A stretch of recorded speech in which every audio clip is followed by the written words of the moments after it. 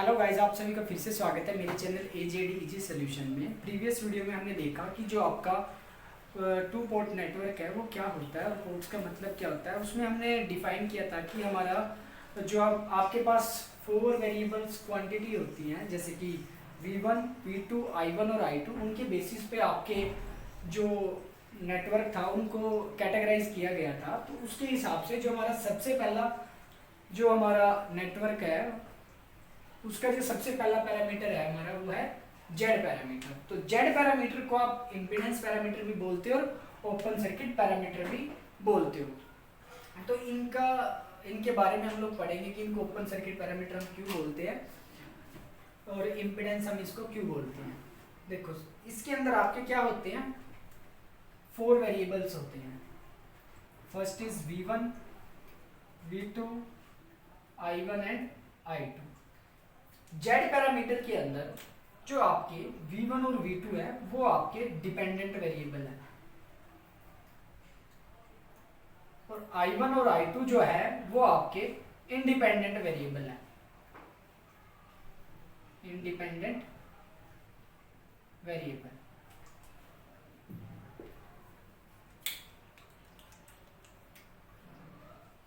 तो V आपका क्या होता है, I इंटू जेड।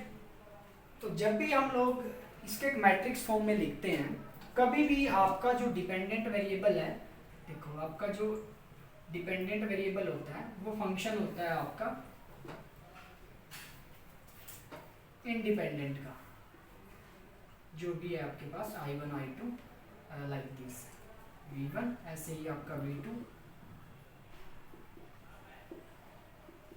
फंक्शन होता है I1 और I2 का। अगर मैं इसको मैट्रिक्स फॉर्म में लिखूं तो आपके पास क्या होता है, जो आपका डिपेंडेंट वेरिएबल होता है पहले वो आता है। डिपेंडेंट वेरिएबल क्या है यहाँ पे आपका V1 और V2, और फिर आपका आएगा मैट्रिक्स के अंदर जो आपका इंडिपेंडेंट वेरिएबल होता है लाइक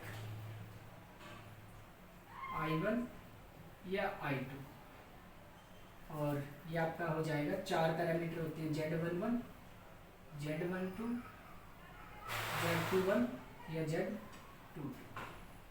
इसको आप पहले लिख सकते हो, इसको बाद में, वो तो मैट्रिक्स को सोल्व करना होता है। अब अगर मैं यहाँ से जो आपका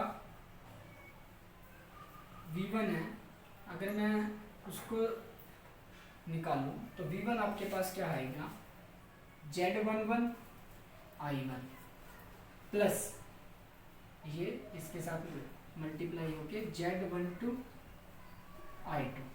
ऐसे ही आपके पास जो V2 है वो क्या आएगा, Z21 I1 plus Z22 I2। अब देखो आपके पास क्या, ये दो इक्वेशन आई है, इक्वेशन 1 एंड इक्वेशन 2।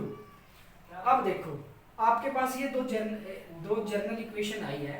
अभी इन इक्वेशन से मैं क्या करूंगा, आपके जो पैरामीटर है, देखो सबसे पहले मैं फर्स्ट इक्वेशन को लेता हूँ। वो आपकी क्या है, V1 is equal to Z11 I1 plus में Z12 I2। उसके बाद जो आपकी सेकेंड इक्वेशन है Z21 I1 plus Z22 I22। देखो अगर मेरे को यहाँ से आपका Z11 की वैल्यू को फाइंड आउट करना है तो मुझे क्या करना पड़ेगा, इस इक्वेशन के अकॉर्डिंग आपको I2 को क्या करना पड़ेगा, 0। देखो अगर मैं I2 को 0 करता हूं तो मतलब मैं क्या करता हूं, आपका जो आउटपुट है उसको ओपन सर्किट करता हूं। तो इस वजह से इसको हम क्या बोलते हैं, ओपन सर्किट पैरामीटर। अब I2 को आपने 0 किया तो तब आपका जो पैरामीटर है फर्स्ट इक्वेशन से वो क्या होगा, Z11 की अगर मैं वैल्यू निकालूं तो वो होगी V1 बाय I1, वेयर जो आपका I2 है वो 0 है। ऐसे ही अगर मैं सेकेंड इक्वेशन में I2 की वैल्यू को 0 करूंगा तो आपके पास क्या आएगा, Z21 is equal to V2 by में I1, where I2 equal to 0। अब देखो आपने क्या किया, I2 को 0 किया, मतलब क्या किया आपने, आउटपुट साइड को ओपन सर्किट किया। अब आप लोग क्या करते हो, इनपुट साइड को ओपन सर्किट करते हो और जो आपका सोर्स होता है उसको रिप्लेस कर देते हो आउटपुट साइड में। फर्स्ट में आपका क्या था, अगर आपका I2 0 था तो जो आपका सोर्स था वो क्या था, इनपुट साइड था। तो अब आपने क्या किया, उसको रिप्लेस कर दिया। अब आपका जो I1 है वो 0 है, मतलब जो आपकी इनपुट है वो ओपन है। तो आपका I1 0 है। अगर फर्स्ट इक्वेशन से मैं I1 की वैल्यू को 0 करूं तो आपके पास जो पैरामीटर आएगा वो आएगा Z12, उसकी वैल्यू आपके पास होगी V1 बाय में I2 where I1 equal to 0। And second equation से आपके पास आएगा Z22 where I1 is equal to 0 and Z22 is equal to V2 by में I2 where I1 is equal to 0। अब ये आपका जो होता है input impedance V1 by I1 और ये आपका होता है ट्रांसफर इम्पीडेंस, और ये भी आपका क्या होता है ट्रांसफर इम्पीडेंस, और ये आपका होता है आउटपुट इम्पीडेंस। अब अगर हम इसकी इक्विवेलेंट सर्किट की बात करें तो वो आपका क्या होता है, देखो अगर मैं उसको बनाऊं, उसको डिजाइन करूं तो देखो आपका जो डिपेंडेंट सोर्स है वो क्या है, वोल्टेज सोर्स, और इंडिपेंडेंट क्या है आपका करंट। अगर मैं उसको बनाऊं तो ये मान लो कि आपका एक रेजिस्टेंस है, ये इम्पीडेंस है, और ये आपका वोल्टेज सोर्स है जो आपका डिपेंड, मान लो यहाँ पे आपका करंट I1 है। अब यहाँ से जो आपका करंट है वो I1 है, और जो आपका ये इम्पीडेंस है Z11 है, और जो आपका ये वोल्टेज जो सोर्स है वो डिपेंडेंट है आपका I1 पे। ऐसे ही अगर हम आउटपुट साइड की बात करें तो वहाँ पे क्या है आपका जो ये वोल्टेज सोर्स है वो आपका डिपेंडेंट है आपका I2 करंट पे, और ये जो आपका इम्पीडेंस है वो है Z22, और सीरीज में जो आपका इम्पीडेंस लगा हुआ है वो आपका है Z21। और अगर मैं यहाँ पे जो आपका इनपुट वोल्टेज है वो V1 है, ऐसे ही अगर मैं आउटपुट वोल्टेज की बात करूँ तो वो आपके पास क्या है V2। अब देखो अगर मैं यहाँ से जो आपका इन इक्वेशन को डिराइव करना चाहूँ तो क्या होगा आपका, ये V1 इज इक्वल टू, अगर मैं यहाँ पे जो आपका KVL है वो अप्लाई करता हूँ तो V1 equal to I1 Z11 plus ये, ऐसे ही अगर मैं आउटपुट साइड पे आपका जो KVL है वो अप्लाई करता हूँ तो आप जो सेकंड इक्वेशन है उसको डिराइव कर सकते हो। अभी जो आपका Z पैरामीटर होता है उसमें आपके कुछ दो आपके पास पैरामीटर होते हैं। फर्स्ट इज अगर आपका Z11 इक्वल है Z21 के, इसका मतलब क्या है कि जो आपका सर्किट है वो रेसिप्रोकल नेटवर्क है।